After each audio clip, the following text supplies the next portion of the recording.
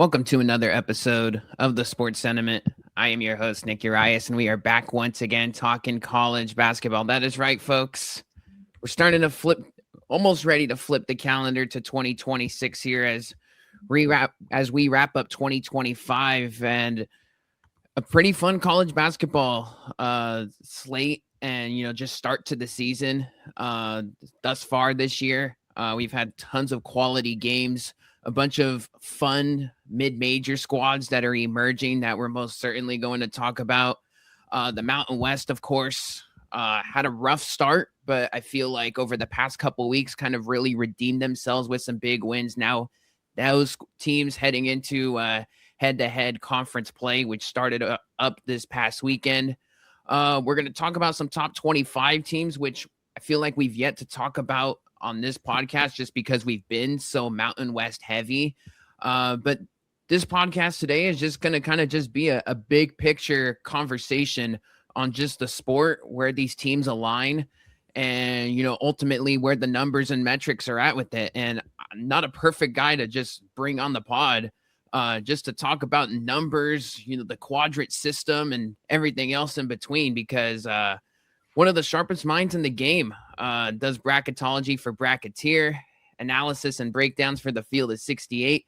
And quite honestly, just one of the more avid college hoop fans that we got out here. Chats with coaches, attends games live. We got Rocco Miller doing a bunch of off-season stuff, and pleasure to have you on the pod, Rocco. Just talking all things college hoops today. Anytime, Nick. It's good to see you again. I know we spent some time together at Mountain West and WCC Media Day. It seems like yesterday, but I guess that's been 2 whole months now since that day, and a lot of basketball since. So it's exciting to finally be able to regroup and reconvene together and kind of see where we're at. So thanks for having me on. Yeah, absolutely. Yeah, no, we got to talk during the preseason. We got to catch up at a Santa Clara game earlier in the season as well. That's right, the McNeese game. That's right. Yeah, so we had Santa Clara and McNeese. Fun game. Just a game that I personally had circled in the preseason, just of all the success that McNeese State had last year with Will Wade. Brand new team over there with Bill Armstrong, but that was, despite their loss, I thought looked pretty good. We'll definitely dive into Santa Clara here today, just because you and I have both gotten some eyeballs on them. But just overall, Rocco, just, I guess, what do you make of the season thus far? Just overall, I mean, there's tons of, quality teams out there, of course. Everyone could talk about the system and the portal and, I guess all the problems that come with the game, but we've had some quality games thus far. I feel like across, all levels, no matter where you look at it. Yeah, I mean, I guess I would start, basically the top of the sport. I think the biggest stories coming out of the first 7 or so weeks have been the Michigan Wolverines, thoroughly dominating the Players Era Festival. And really since then, they got another big win over Villanova about a week ago and handled all their business with relative ease since Thanksgiving. But the start of the year, you would have never guessed that, as they had to squeak it out.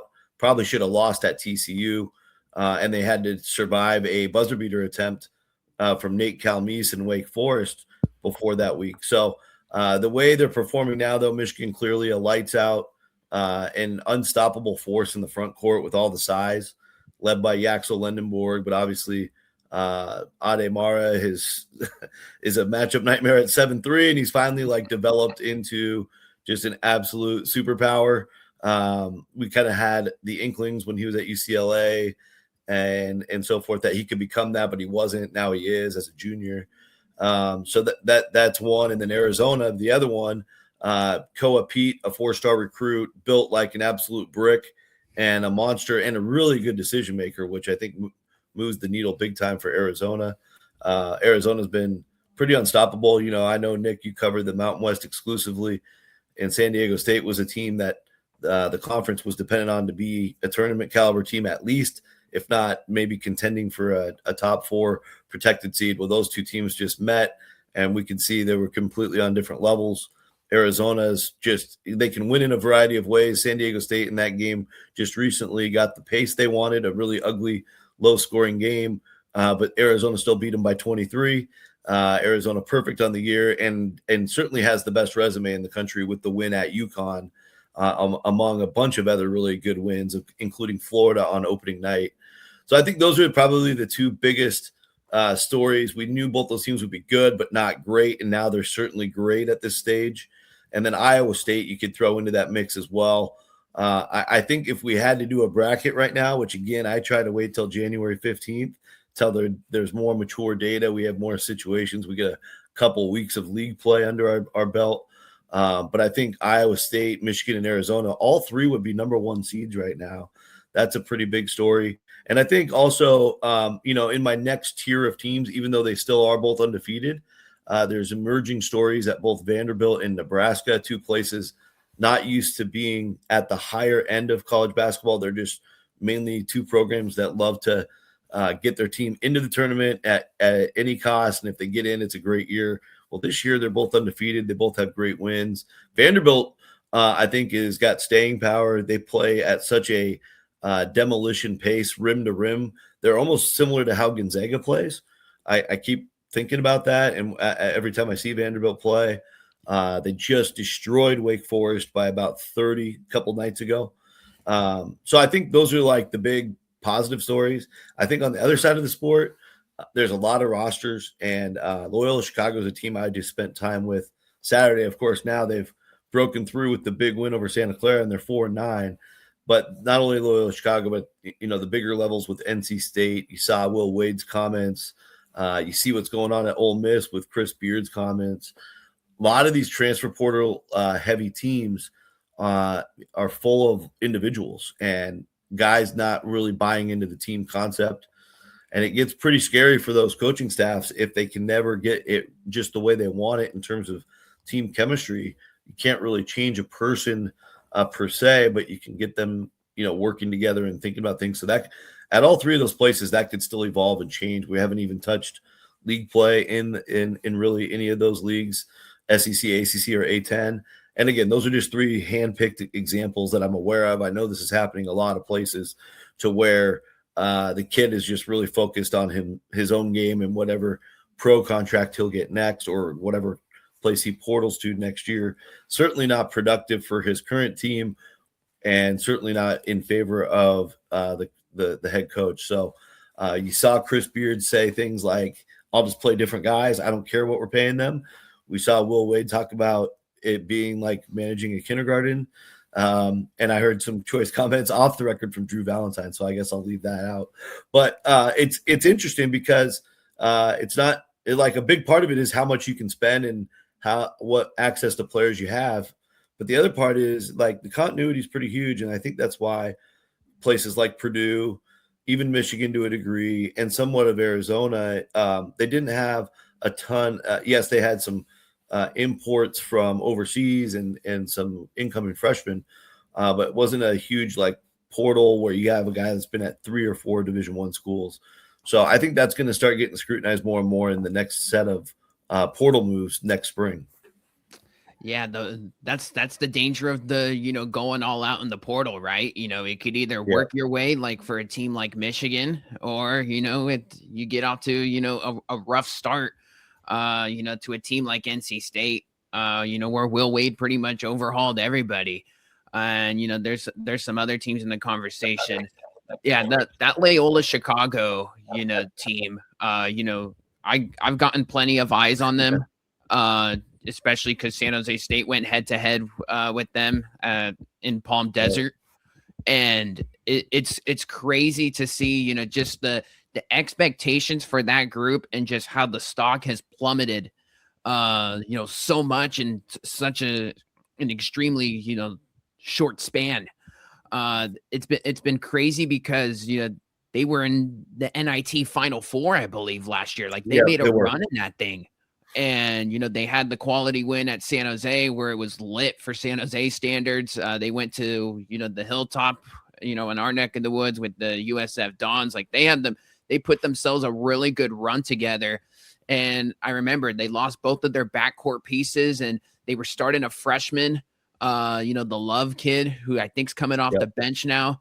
They've been reliant on Miles Rubin, the big, and offensively, like within the half court, it just looks so jerky. So, it's crazy how you take a couple losses that you shouldn't, and then next thing you know, like your season's kind of not so great right now, where you're going to have to really steal a bid in the Atlantic 10 conference tournament to really get where you want to be ultimately in March. So it's crazy from the Loyola Chicago standard, just how much things can fall.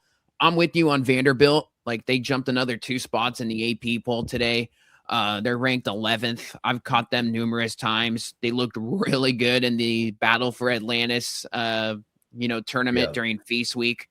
I mean, I thought Mark Byington was a terrific hire from James Madison for what he did in the Sun Belt, and what he did in year 1 last year I thought was fantastic. But I mean, it's crazy, especially like with these Big 12 teams and, the SEC teams. It's almost like they just exchange Power 4 guys. And you kind of really question, like, okay, how much can your team really get better?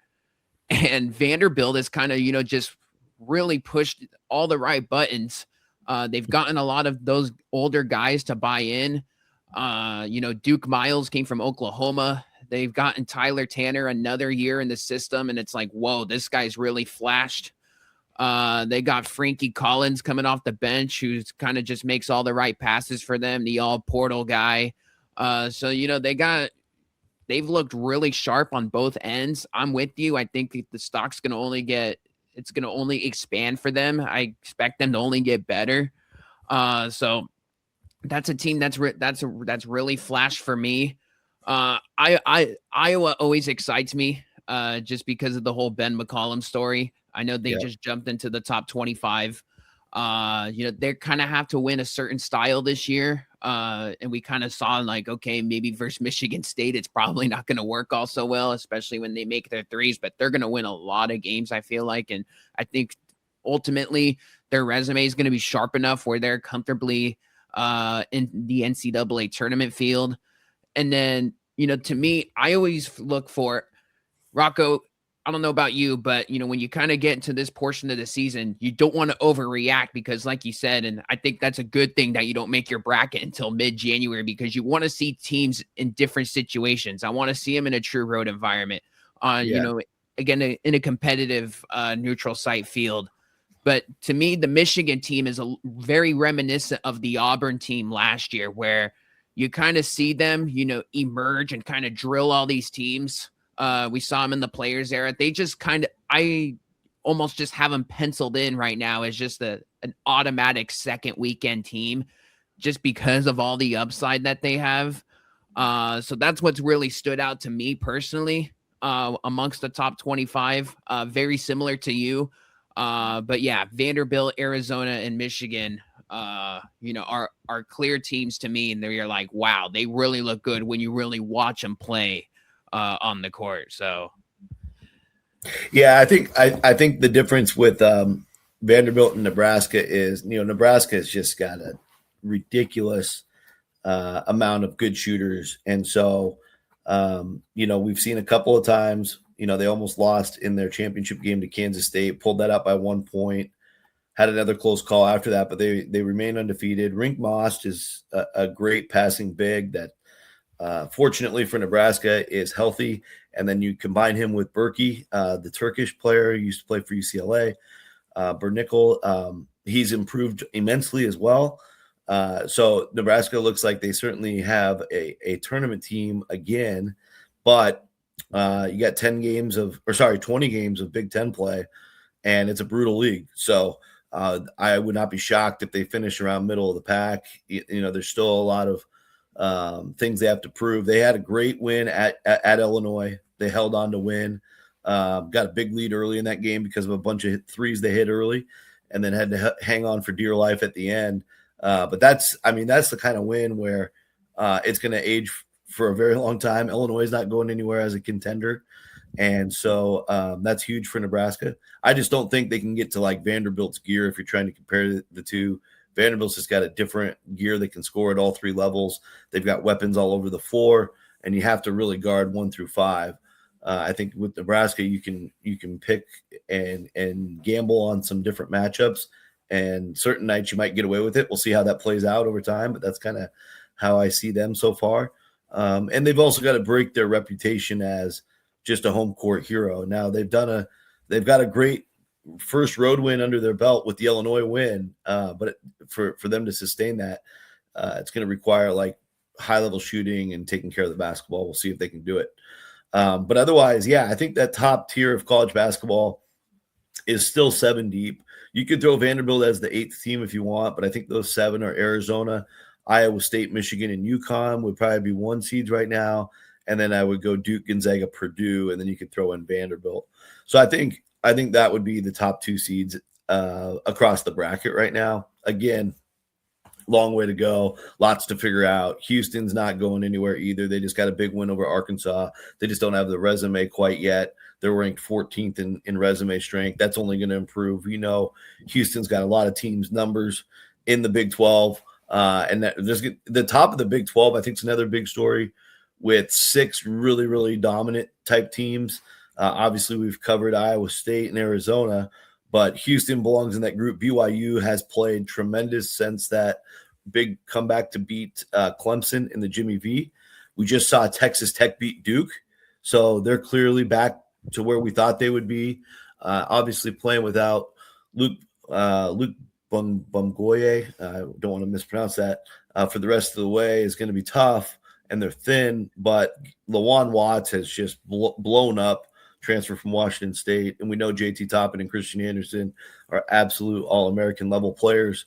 So Texas Tech in that elite group, and Kansas, even without Darren Peterson, they have an awesome defense, and they're winning more games than I think people anticipated. So 6 really, really big-time teams at the top of the Big 12, which is great news for the rest of the league because the rest of the league's trying to just find their way into the tournament mix. They're going to have multiple opportunities, almost one opportunity every week or so to get a tournament, like a big time win, like an elite level quad 1A type win against those 6. Yeah, the Houston, Texas Tech, Kansas trio. Those are teams I trust to win on the road in league play. Like the physicality, especially with Texas Tech and Houston, those teams, like the defense will travel, the 50-50, battle for on the boards that will, work their way. And, those are teams that, you trust, like, hey, Texas Tech is in a, they're in a war, with somebody, one of those middle tier teams in the Big 12. And they're kind of been playing, so basketball for 30 minutes. You'd expect them, because of their physicality and, their coaching and, everything else to ultimately pull a game like that out. Very intrigued to see them.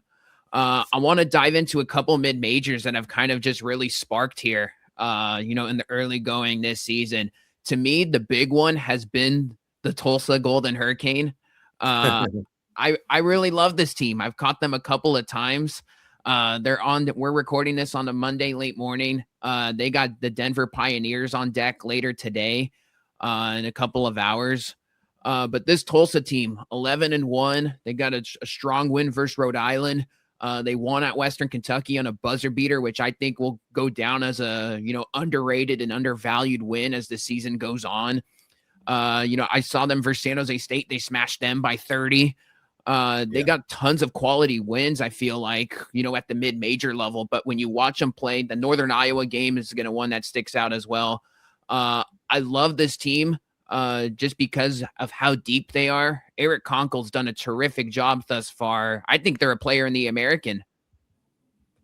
Well, I think they did a really smart job in the transfer portal. We talked a lot during the off season, and I think you're right. They established themselves certainly as a contender in a wide open American race. I think, the big story, in my opinion, was Miles Barnstable coming to Tulsa from St. Thomas. He's one of the elite shooters in the Summit League. One of the risks you take with any Summit League transfer is that league has a horrible reputation for defense, but the man can totally stroke it and really adds an element to Tulsa's offense that they've been lacking in Kunkel's 3 difficult years before this. And he was a great coach at Louisiana Tech, and that's where his relationship with David Green started. So I thought that was a smart transfer because that's a kid they've known for a long time now. Even though he yo-yoed from Rhode Island and back since La Tech, they knew what they were getting with David Green. And that kind of plays into what we were talking about with some of the larger portal problems. You got to know what kind of kid you're getting, if they're going to be bought into the team concept or if they're just about themselves.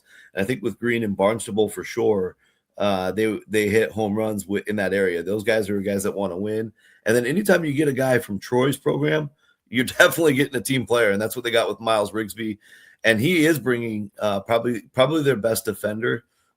He was Sunbelt, I think, Defensive Player of the Year. If not, he was all defensive team.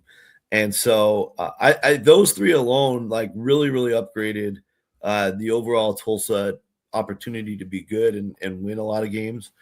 We see they're sitting here at 11-1 with the 37th best resume. Most of that is because they haven't lost much.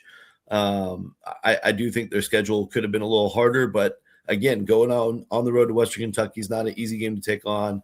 They struggled in it for a while, and they found a way to hold on and win it. Get the game-winning shot late.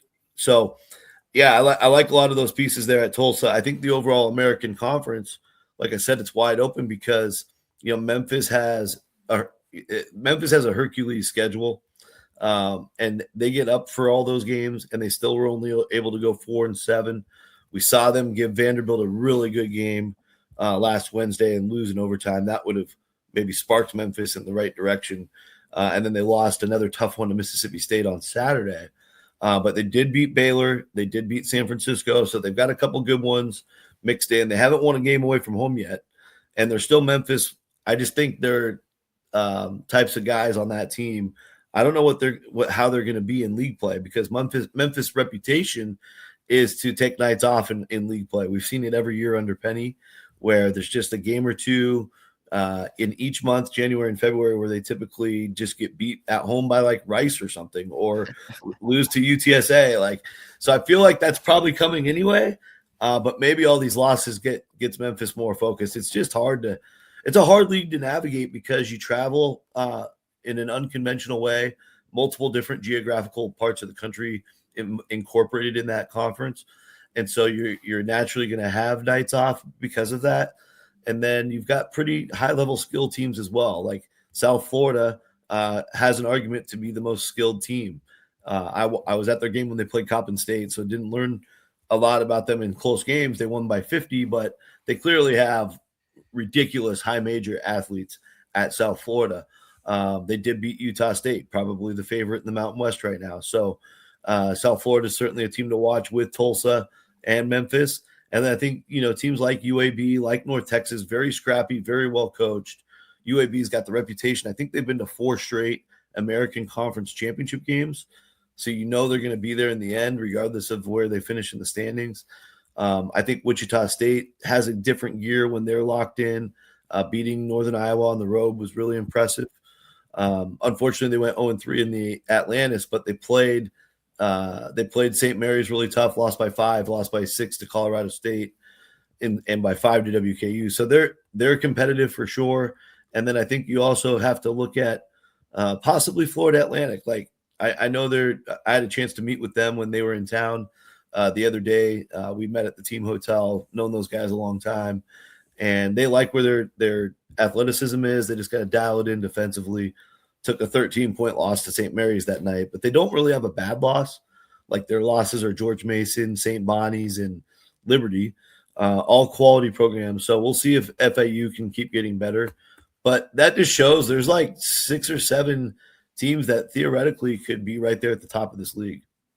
This conference is always a little wacky in the basketball forefront. Like, I don't know, like ECU's been disappointing, but like you see that they can be they could, pop up in a spot. The North Texas team's very interesting because that's basically, they took a couple Cleveland State guys along with the coach. I know they lost a rotation piece in Will McClendon for the year. Yep. So, that I think downgrades them a little bit. I'm with you on South Florida. They're going to be able to score like crazy, and I think they'll just be able to outscore some teams. Tulsa hosts South Florida January 10th. So I think that's a game where I think we could learn about both teams in that one. Yep. Memphis will always be all over the place. I think you touched on it very well, and I think UAB is going to always be in the conversation. But Tulsa is just one of those teams right now where I look at them, I like what I've seen. The depth is there. They got a couple underclassmen playing really well, along with those guys that are a little bit older that have been around the game a little longer. And right now they're a fun story. 12 games in, along with Miami, Ohio, the Red Hawks. Tons of returning production with them. They shoot 1,000,000 threes and make almost all of them, it seems like. I know the strength of schedule is very weak. I think people were expecting them to slip up or potentially have themselves a rough patch the last 2 games at Ball State and, on the road at Wright State. But they took care of both of those. Currently undefeated on the season. The MAC is very deep, especially when you kind of throw them in there, right? Because Kent State and Akron are kind of, the household names. But there's some other squads in there that I think we're going to kind of learn about them, but it helps. This kind of goes into our, our portal and, returning production conversation we were having earlier. Miami, Ohio brought pretty much, the entire starting 5 back, and you're seeing it kind of relay into all the success with the roster continuity that they have with themselves 11 games in. Yeah, I got a chance to be at the game in Jacksonville against Greensboro. They actually struggled a lot in that game. They were down pretty big in the first half, and saw them really compete in the second half and take over the game. Peter Suter is a lights-out shooter and really good leader. They're getting good play from a lot of the guys they brought back, like you said. That there's that belief, because I think 3 or 4 of their games they've been down. Like they had to go to OT recently to beat Asheville. Teams that they should beat, but they're finding ways to win. That's the sign of a really good team, because they're going to have a lot of games like that in the MAC where they're either on the road or at home not playing well, and they'll continue working at it, and they'll take it inside and get a basket at the rim if threes aren't falling. Like they have great 3-point shooting as well, but there's games like the one I saw where they'll start something like 1 for 10. And then they'll just say, okay, well, let's attack the basket and take what the defense gives us. So I think despite the non-conference being weak, they had enough challenges. Again, another one they were supposed to struggle with was Wright State last week. They got that one done. And so I think that's fine for this level, because this is the type of teams they'll be playing in the MAC anyway. So I think it's all good. I think, like you said about the conference, it's really, really refreshing to see the depth back, because I think last year's MAC, I could argue, was the worst MAC I've seen in 20 years. Just a lot of bad teams in the league last year. Somewhere around 7 or 8, you could argue, were just bad. And so really narrowed it down to a top 4 or 5. This year, the great story at Buffalo, they were undefeated for a lot of the non-conference. They've dropped 2 now, but they're clearly in it for the long haul. Daniel Freitag's a high major player from Wisconsin. He should be a first-team All-MAC type of guy. And over at Bowling Green, a resurgence under Todd Simon. Javante Campbell has had a great second year in his system, and they did drop one at home to Utah Valley in a little bit of a mid-major showdown. But their quality is there as well. They're off to a 1-0 start in the league. And UMass going to the Orange Bowl Classic and beating Florida State. Also beat Boston College earlier that week. The fact that they have the upside to take out 2 ACC teams shows that's huge for the league, just to have a team that dangerous. Obviously, a highly offensive team, UMass. They'll have to learn some defense along the way if they want to really have a chance to win the championship. But Toledo's very capable as well. They're always there.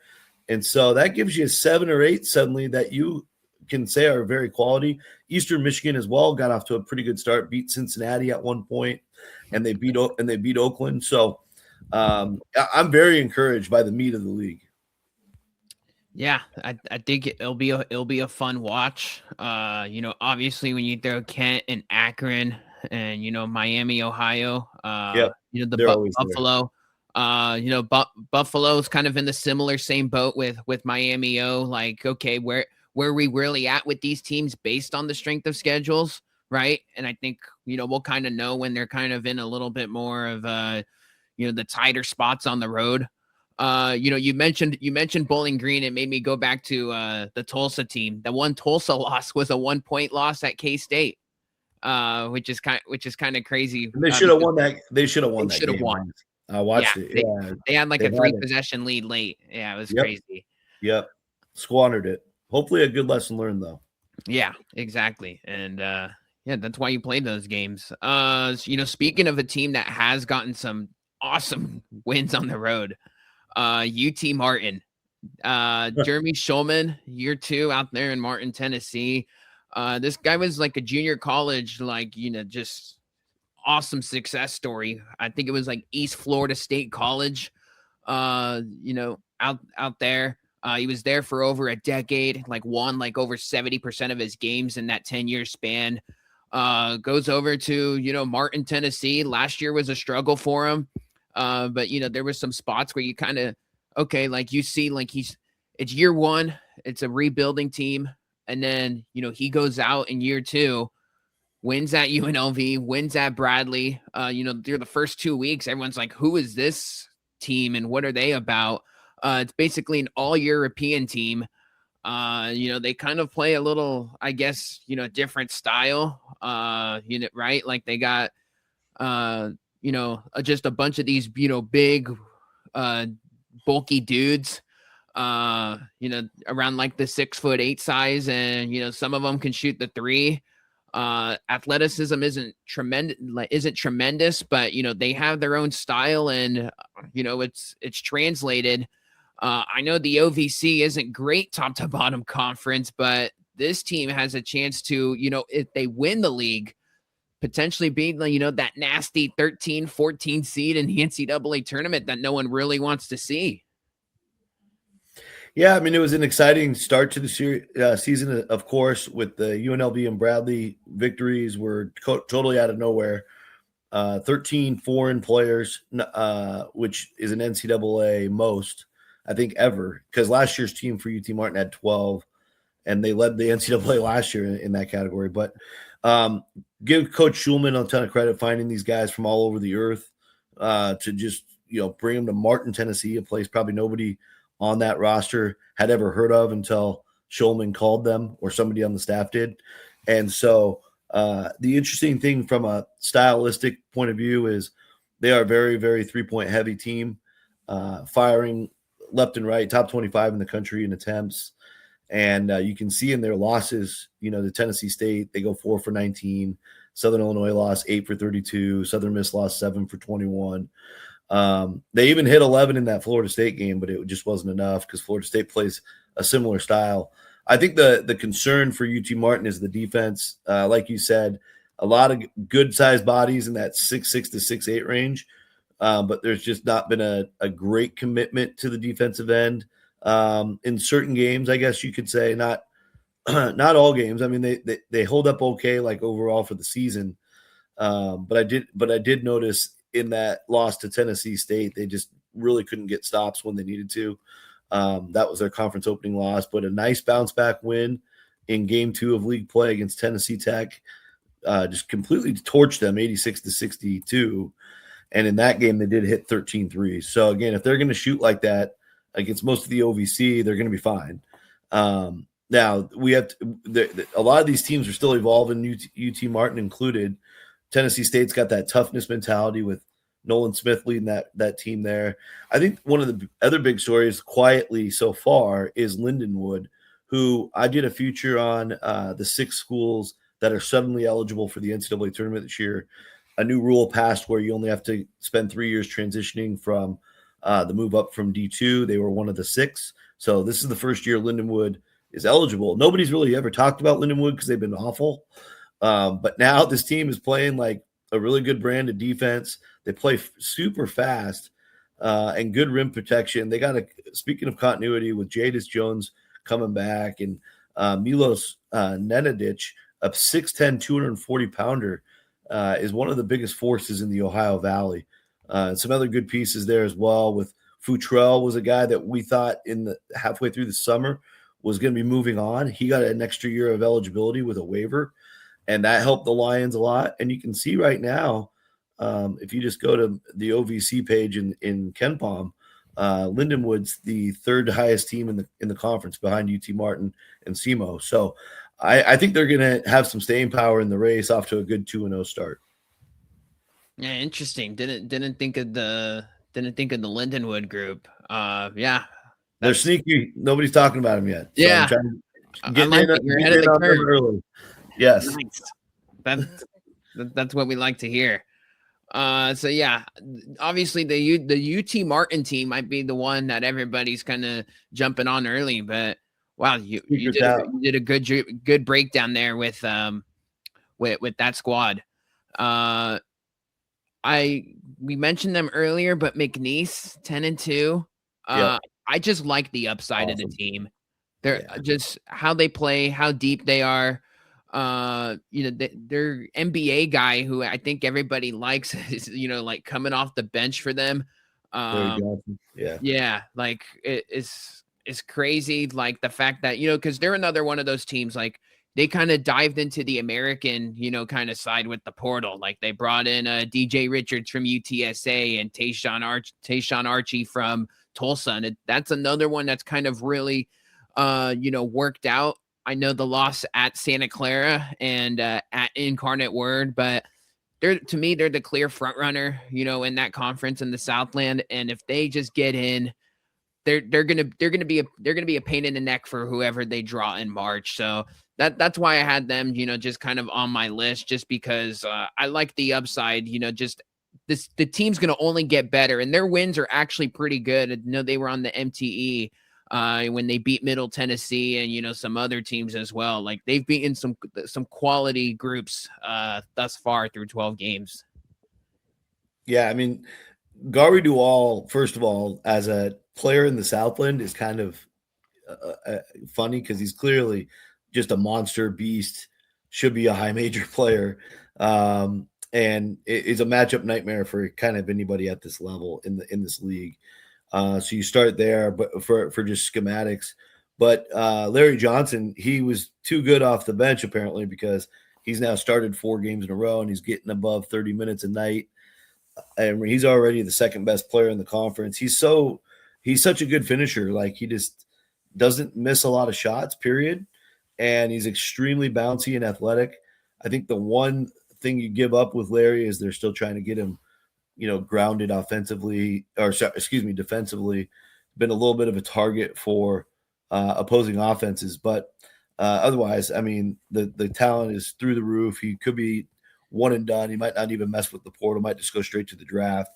And then Jovan Garcia, the reigning MVP of the Southland and Southland tournament, came back, which is also crazy. That I don't know if NC State pushed hard to get him, or if it was just a great deal for him to stay and play for Bill Armstrong.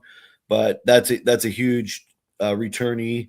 And like you were hinting at with Tayshawn Archie, DJ Richards, Jarrell Colbert, and others, it's an extremely deep team that can just beat you in waves. So you saw that. And the last time out, they beat Houston Christian pretty handily, struggled in the first half, and then came out in the second half with, waves of scoring, and eventually overwhelmed the Huskies down there in Houston. So I think McNeese, they wanted to run the table in the league. That's one thing they haven't done. They won't do it again because they lost the opener to Incarnate Word. But I think most of the rest of the way, they're going to be in good shape. Stephen F. Austin's got a dangerous team. They might drop one to them.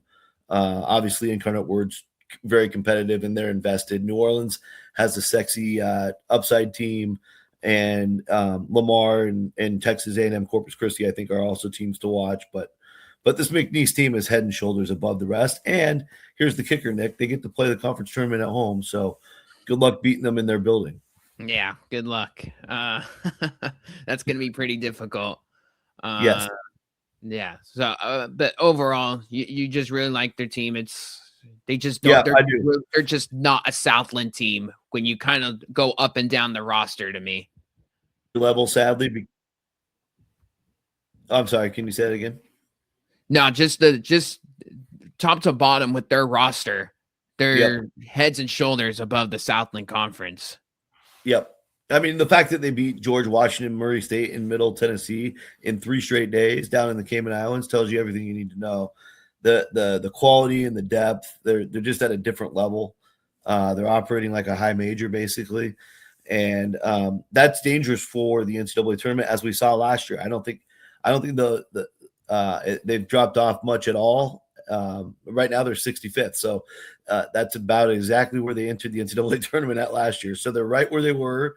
And Bill Armstrong's a very capable coach. So if they land in that 12-13 seed spot once again, they're one of the few teams that can pull off the upset now because, like we've been saying, sadly, the high majors have just sucked all the big-time talent away, except for like at a place like McNeese. So really like McNeese, UC San Diego, Yale, some of those elite level mid-major teams are the only ones really with a fighting chance to break through with an upset early and maybe even get to the Sweet 16.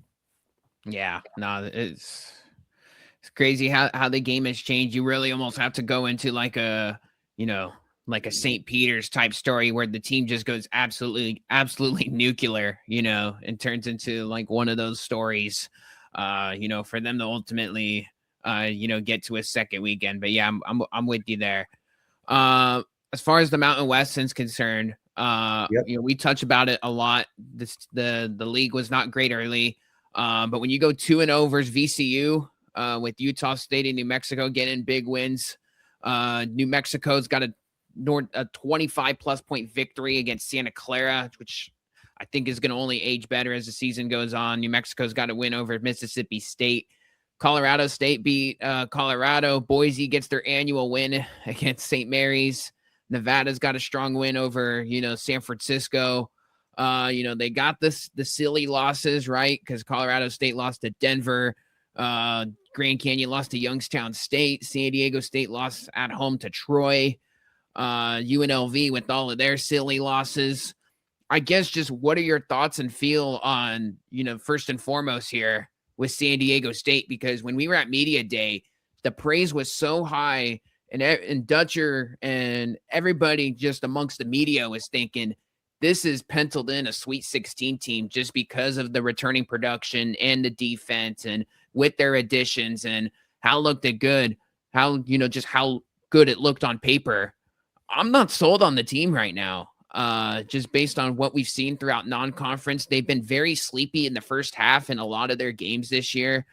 I thought they had a chance to pull off the Arizona game just because Dutcher teams in past years are kind of always have the big win that really separates them amongst the Mountain West as far as their resume is concerned. Just what are your thoughts and feel on the Aztecs right now? And do you see them turning a corner? Because with their play right now, I think they could be vulnerable on the road against the higher ranked teams in the Mountain West. Yeah, well, I think the biggest concern right now, and I had this concern as well entering the season, was defensive rebounding. Right now, they're close to 300th in the country in that area, just getting bludgeoned by not just the big boys they've played, but also just some of their regular efforts, like playing against Troy in double overtime. That was a game where, San Diego State they did out rebound Troy by a little bit, but there were points in that game where Troy was outworking them on the offensive glass. And when you're not getting one and done defensive rebounding, you're giving the other team obviously extra looks at the basket. So over time, that possession game will kill you if the other team's getting more shot attempts than you. Not going to be good for the long run. So in general, I'm not entirely alarmed by the overall body of work. They did get a mix in a win with Oregon, a convincing win. And I think Oregon's finally getting back to full strength. We saw them play pretty competitively with Gonzaga just yesterday.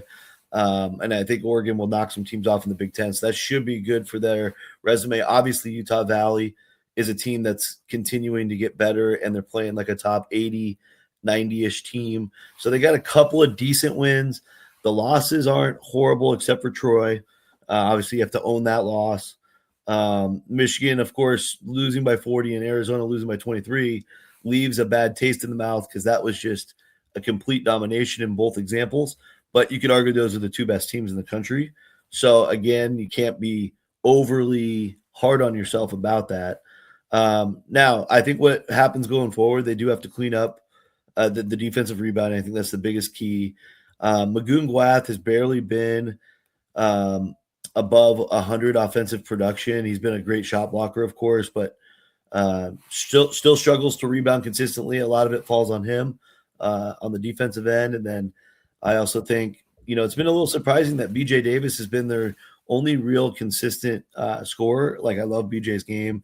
That part doesn't surprise me, but for him to be the go-to guy, I think that they've gotten a little bit of disappointing, at least consistency numbers from guys like Miles Bird, potentially a little bit disappointing from Reese Dixon Waters on certain nights. So, again, the talent is still there. The health is mostly there, and they expect a lot from themselves. So I do think it's possible to, if not likely, that they'll rip off a bunch of wins in a row at some point. But right now, they've got a lot to work on. I think the two teams that are positioned right now to be NCAA tournament teams, if they can stay consistent and not take bad loss and continue to accumulate wins, are, of course, Utah State, who's 10-1 and 1-0 in the league, but also New Mexico, sneakily in the top 45 now in strength of resume, which is a big area that the committee looks at. They've got the Mississippi State win, which who knows if they'll get there or not, but it was on a neutral court in Kansas City.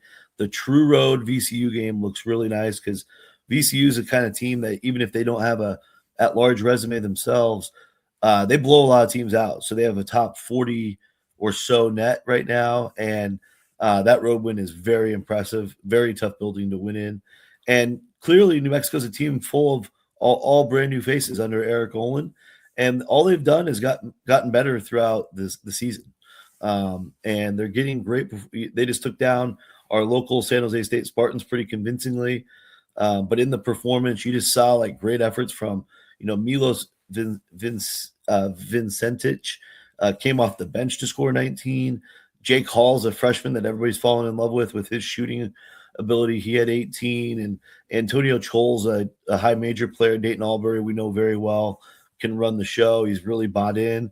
JT Rock is an Iowa State transfer. So again, these pieces, once they're bought in, it's a fun system too that he runs from UC San Diego for 21 years. A little inside out variation with a lot of ball movement away from the ball. I think New Mexico has a chance to win the league. And so a lot of people would have called me crazy if I said that at media day, but here we are, just one game into league play. And I feel very safe about saying that now. And so I think with New Mexico and Utah State, if they can continue to stay consistent, big if, for 2 straight months, that gives the league a chance to get 3 bids because, of course, anybody else can win the MWC tournament. And Boise State's got some good wins to work off of. They're a little bit behind the 8 ball. Of course, losing at Nevada the other day didn't help. San Diego State's a little bit behind the 8 ball as well. But there is a path to 3, maybe 4 bids tops for the league still. And that's based on where everything started. You kind of have to take that. Yeah. New Mexico's not going to lose many games at the pit. And it's just a matter of, how valuable the road games are for them. And as long as they don't lose at San Jose or Air Force or, somebody, along the way there that is a little bit lousy metric wise, I think they're going to be in the conversation as well. Just because of, just Olin and company and what they have. Very quickly before we pivot off of this situation with Boise State, I feel like they're on the bubble every year. This is kind of just what the committee does with them as far as the D2 loss. I know it doesn't hurt KenPom and all that other stuff. This is going to be a conversation I guess everybody has until March with the Hawaii Pacific loss. And do they really take that into an account there on something that happened opening night, even though it might not reflect the overall body of work that we've seen all year long with the team? Yeah, I mean, I don't think it should be, but because of the fact that the Boise State Broncos are not a Power 5 team, I have my concerns. And I also have my concerns because there's not a Mountain West representative on the committee. Now, of course, the league's assigned another representative, but not a direct employee. It's the best way to say that. of the league that's in the room. So I have my concerns on that as well. But again, by the time we get to the end of the season, there's a lot of data to look at. And ideally, and most likely, in my opinion, doing this all the time, there's no reason to have to look at it. There's enough data in there and results to compare with that should tell you if they belong or not. And you're right, it doesn't impact the 5 of the 6 metrics that are listed on the team sheet. The one that it does impact is the KPI. And the KPI still has them 63rd, which is fine because strength of resume is actually worse at 72 following the Nevada game. So what it comes down to really is how many teams above the bubble did Boise State beat. You imagine St. Mary's will be there by the end. That's going to go down as an important win. The win at Butler right now, the Butler basically projects as a bubble team sitting at number 46 in the net. Still a good road win no matter where Butler finishes, and safely into quadrant 1. So now you've got 2 quad 1 wins away from the Mountain West, which I think for the longest time, especially these last 7 or 8 years, what the Mountain West at large hopefuls have done away from conference has been a bigger deal than most leagues, just because certain committee members, for better or worse, has their skepticism about how good the league actually is. So if you can build a resume that includes elements from non-conference, it's really, really beneficial. So Boise State's got that. And they've got the Utah Valley win, which again, Utah Valley's 57 in net. I don't expect them to be 57 by the end, but should be another top 100 win, you would hope. And Wichita State's at 85 too. So again, Boise, their record in January under Coach Rice is crazy. I've tweeted about it almost every year. So if you get the typical red hot Boise State January, I think by February 1, they'll probably be in a lot of people's brackets. So again, just like for everybody, it's not just Boise State. For everybody, just focus on your own business. Like there's so much season left. If you string a bunch of wins together, then come check back with guys like me, and I'll let you know where you're at. But otherwise, it's more just about the team playing better and improving game in and game out, because that's really all the coaches should be focused on as well. Yeah, well said. The depth of the A10 in the Missouri Valley, which are you more excited to watch in league play? The A10 or the Missouri Valley? Because I feel like it's a very fair question, just given that I think there's about 5 teams that you can make realistic arguments that could potentially be there in March.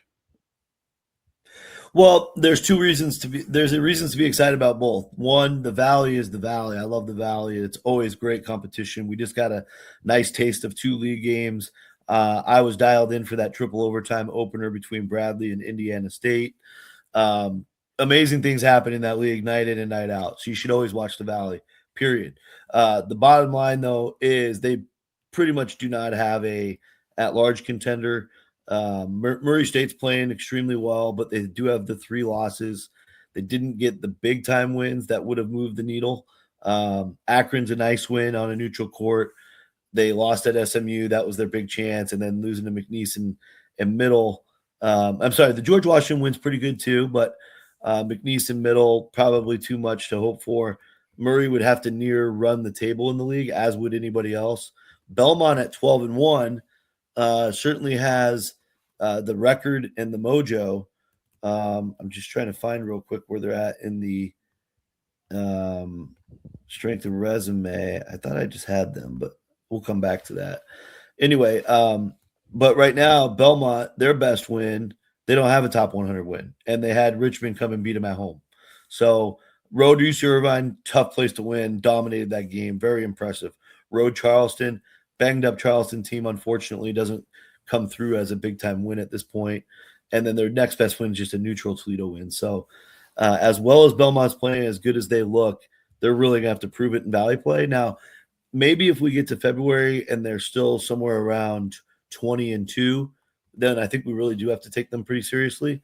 But we'll see how they come out of the gates in the league. They do have the 2 early wins against the bottom teams of the league. So jury's still out. Illinois State looks the part, but unfortunately, they also lost their big non-conference games early, fairly convincingly as well. So again, the Valley is going to be a great race. But over in the A10, good question there. I think there's 3 legitimate teams with a case. Obviously, St. Louis has a different level. I think they're legit tournament good. They had the unfortunate break, fouling up by 3 against Stanford, somehow still losing the game in regulation as Benny Gaylor hits a rainbow 3 from the corner. I'm not sure if you were there because that was down in Palm Desert as well. But, I mean, St. Louis, if not for that, they're 12-0 right now with a bunch of blowouts. Some of those against good teams. They beat San Francisco by 10, for example. I think next it was going to be Dayton, but Dayton loses at home to Liberty. So now Dayton probably on the outside, pretty much looking in. But Dayton did get wins in Orlando over Georgetown, and they've won a road game at Marquette. And sadly, this is the one year where a win against Marquette's not going to mean a lot. Yeah, as they've been pretty poor. And just missed opportunities where they played BYU really tough. If they get that BYU win, man, that goes a long ways, but they didn't get it. George Mason sitting there at 11-1. I think they're actually legit good, but they're one big chance at Virginia Tech. They fell by 11. So that just tells the committee right now that they can't cut it. That's unfortunate. And I think the team to really watch is maybe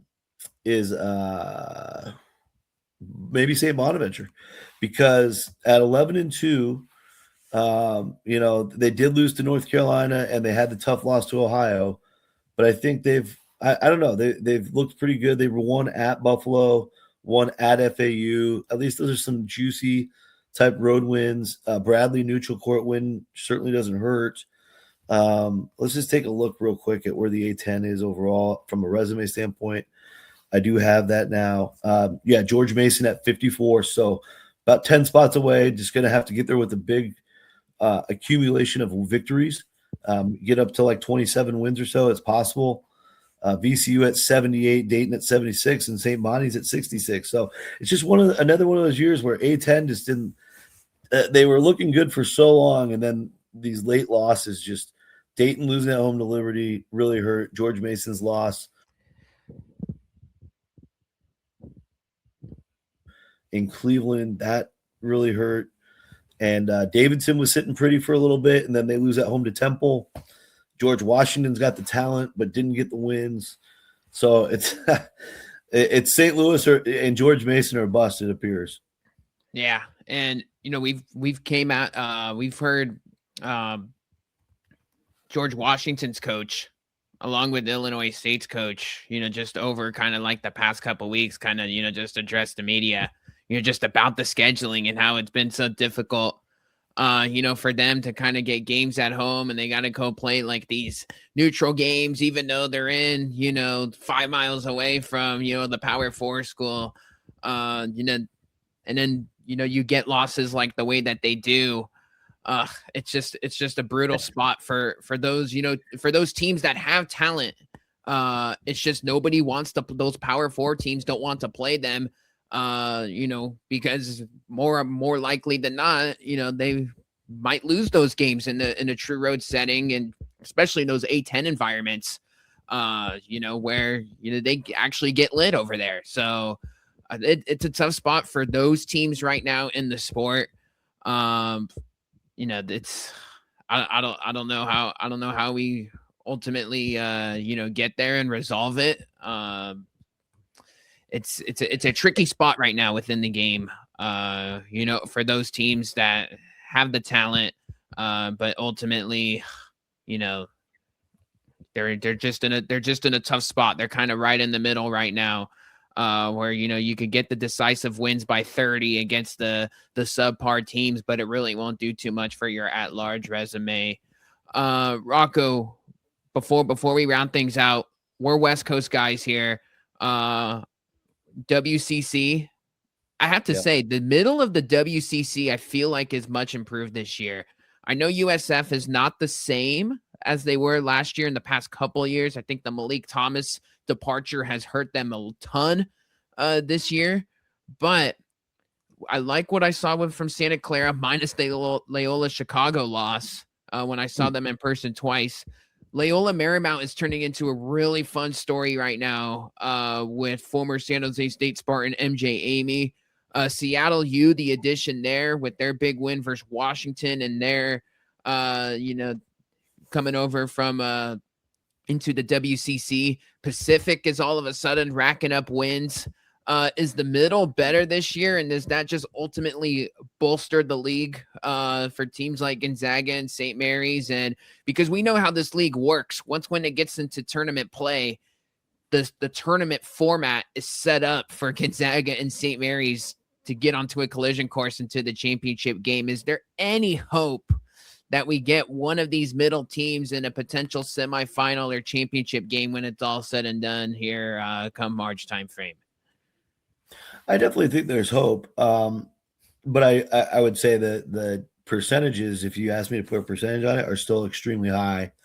We will be there on Tuesday night once again with Gonzaga St. Mary's. I think it will be the 5th year in a row.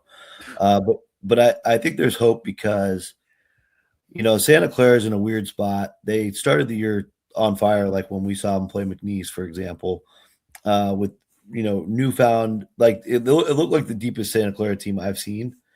Jake Ensminger goes down around, 3-4 weeks ago, misses a few games. They lose their stride. They end up, dropping a game or two in there. And then they come out to Santa Cruz last week and they have everybody back. Jake's back. And so you figure this is their chance to really flex some muscle. The loss to Arizona State, it was just such a backbreaker. They had a 19-point lead and they let them back in the game and then ultimately lose.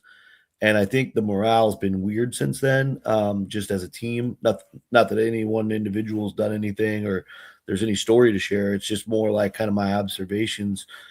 And North Texas took it to them in that first game last week. They were able to rally and find a way to get that done late. Could have easily lost that game.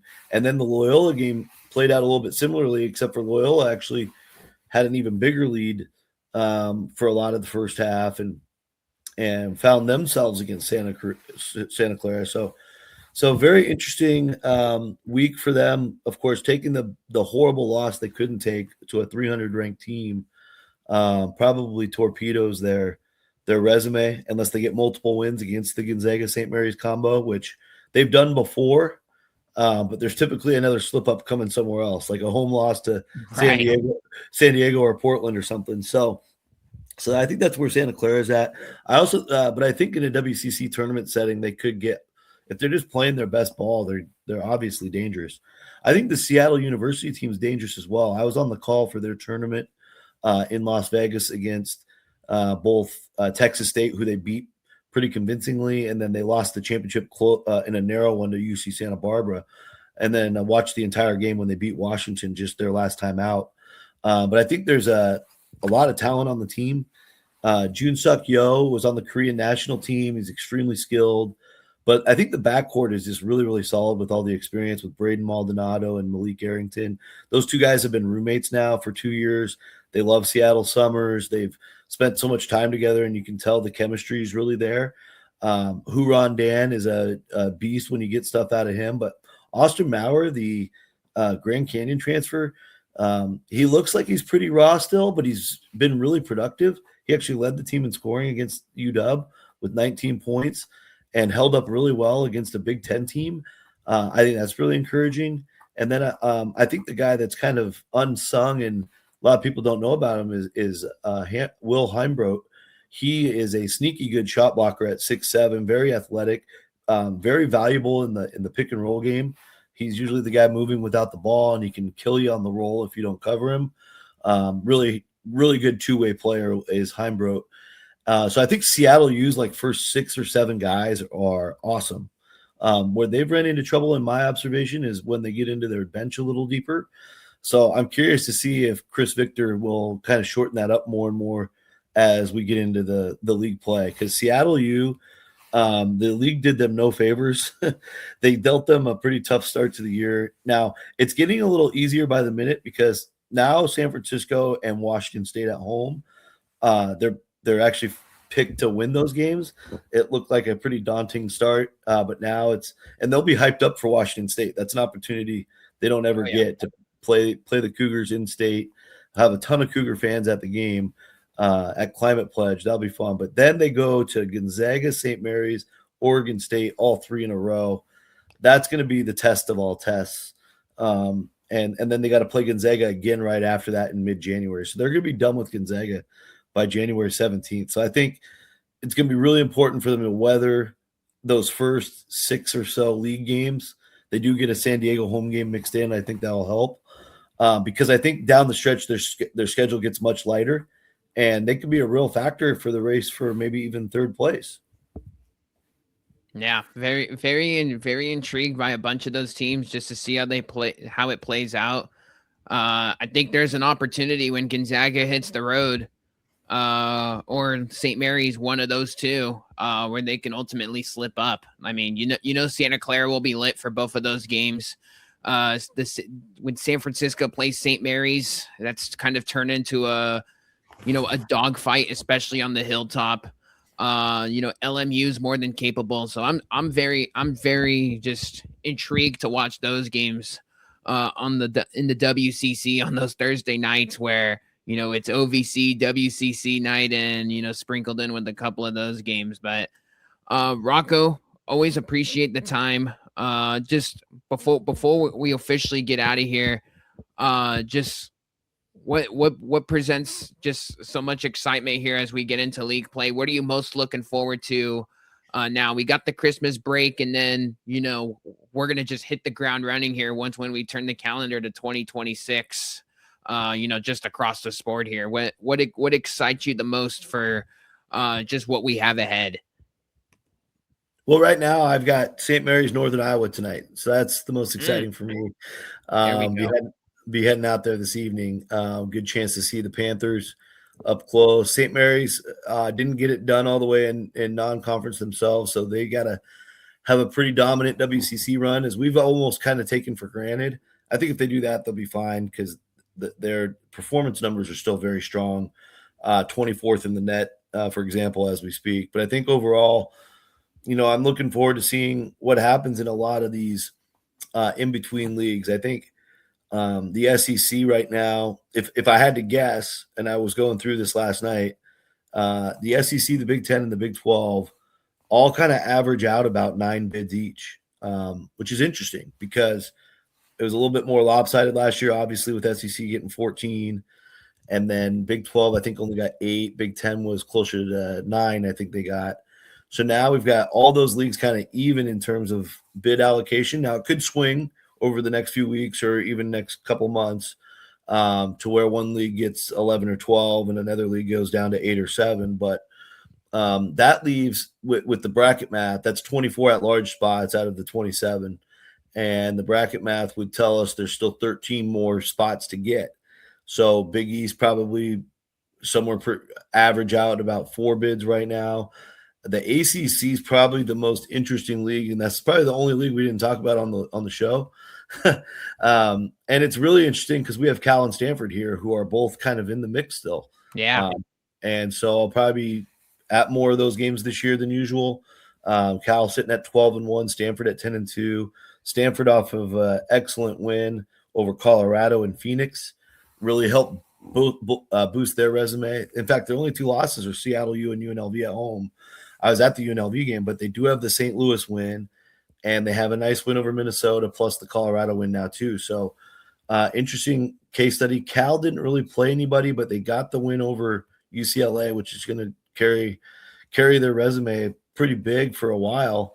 We'll see how they do in league play. They open up with Louisville a week from tomorrow. So we'll see what Cal's made of pretty quick, but I do think they have upgraded shooting. They're playing much more physical, more Mark Madsen style, the style of play in general from that standpoint. So that's exciting. And I think the overall ACC, they got teams like Clemson, who's right there again. They needed them. Virginia is a very good team. I'm sure they'll be in the tournament. They're off to a great 10-1 start. Miami's a team they need to step up. They got a nice win or 2 already at 11-2. So there's the potential for this league to get up to 7 or 8 bids themselves, which I know the traditional ACC people are very relieved by. So curious to see how the league plays out because, again, like will a team like Syracuse fall apart? We just saw Notre Dame lose at home to Purdue Fort Wayne yesterday. Are they going to fall apart without Marcus Burton? Those kinds of things would actually kill the league later.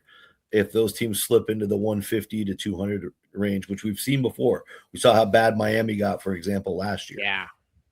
Yeah. So I'm just looking forward to all those different puzzle pieces where they're going to fall into place. And, hopefully along the way we'll get we'll have nothing but great stories across Division I. Cal Stanford home road splits will be very interesting for the ACC. Just give they don't have it easy. I tell you that they do not have it easy. They don't have it easy, but they might be able to pick off a heavyweight or two in the process. So interesting to see how that plays out. Rocco, where can people find all your stuff? I know you're all over the place on the Twitter space and all your variety of shows. Where can people catch you just to keep update on everything college hoops? Yeah, thanks, Nick. Rocco Miller 8 on Twitter and Blue Sky. Easy way to keep up with everything. If I'm not at a game, I'm trying to keep up with all things college basketball and provide you with relevant information about certain results after going through my filter of things. Hopefully everybody appreciates that. And then bracketeer.org has always been the mothership. We're going to be into this bracketology season in less than a month. So for all types of bracket thoughts and projections, bracketeer.org is the place to be. We also do all the scheduling updates there throughout the year. So it's a great resource. We appreciate everybody's support on the site. And then in terms of other platforms, I do a weekly Teams of the Week article, which I'm finishing as we speak for this week, which will highlight the 5 best teams of the week nationally.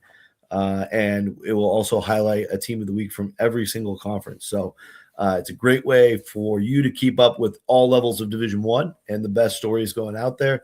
It's part of why I do it. It's also for myself to make sure I'm not missing anything. That's why we talked about the Lindenwood Lions here today. And last but not least, Field of 68 mid-major shows every Thursday live at 5 Eastern. When we say mid-major on Field of 68, we're talking about the traditional one-bid leagues. So basically like the Missouri Valley Conference USA and below. WCC and others are not part of that show because they typically have multiple bids. But it's a great show. We're happy to have live production this year with the same producers that do After Dark every night on Field of 68, which I'm sure this audience is familiar with. And we will have Fielding the 68 coming back Mondays and Fridays at 5 Eastern as well, which is I'm the lead bracketology expert on that show, and that will begin sometime in mid-January, so coming soon. There you have it. He's a busy man. He's always either popping into a game. He's in Moraga tonight for Northern Iowa and St. Mary's. Enjoy that one. Hopefully you get yourself a good game out there in the Bay Area. And Rocco will definitely be catching up. We'll if I don't see you at a game at some point in March, we'll definitely get you back on the show just to kind of reset things, conference tournament time heading into that week as we did last year. So always appreciate the time and good work as always. And we look forward to chatting. Appreciate it, Nick. Anytime, man. Thank you. Thank you. All right. There you have it. We'll be back for another edition of the Sports Sentiment, talking all things Mountain West. Always appreciate Rocco Miller's time for everything that he does. Coming on here, spending an hour, talking college hoops. That's a guy that, man, he had just attacked so many games across the board. This guy's going to Moraga tonight, and he was in Pensacola, Florida, earlier in the year. Like we said in the intro, like he is just a hardcore college hoops fan. So always appreciate his time, everything that he does, for the game, and go check out his content because he's not one of those guys that's just covering, the Power Fours. Like he pops into the San Jose State games. He was at 2 San Jose State games last year. And he's local out in the Bay Area, but that is that's a guy that's just full on nosediving into college hoops year round because if you follow him on Twitter as well, he is all over the schedules. In fact, he is, he's in the forefront of all the scheduling releases. So always a good follow if you're a college hoops fan. And he's tapped in 24/7 by 365. So that will do it for this episode of the Sports Sentiment. Like we said, we'll probably hit one more episode just to reset all the Mountain West games from this past weekend. Got some San Jose State thoughts on their loss at New Mexico.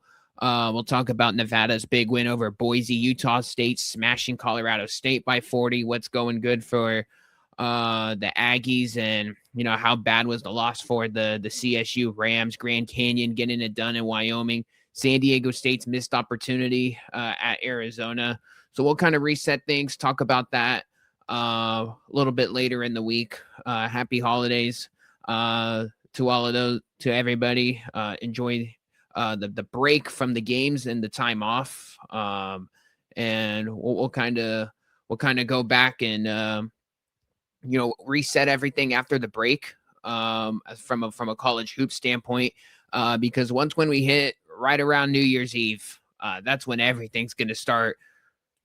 We're gonna start going, and there's not going to be a whole lot of breathing room, and we'll be ready to go for all of that. And for everybody out here in San Jose State, next game up versus San Diego State, just a massive game. For both parties involved. The way that game ended last year, both of those games ended last year. Both one possession games, and both of those with a double-digit San Jose State lead at some point in the game. So we'll definitely touch on that as it gets closer. But once again, always appreciate all the love and support. Be sure to like, comment, subscribe, all that good stuff. Support the channel. Always appreciate everybody. That will do it for us. Once again, I am your host, Nick Urias, and be sure to subscribe wherever you get your podcasts.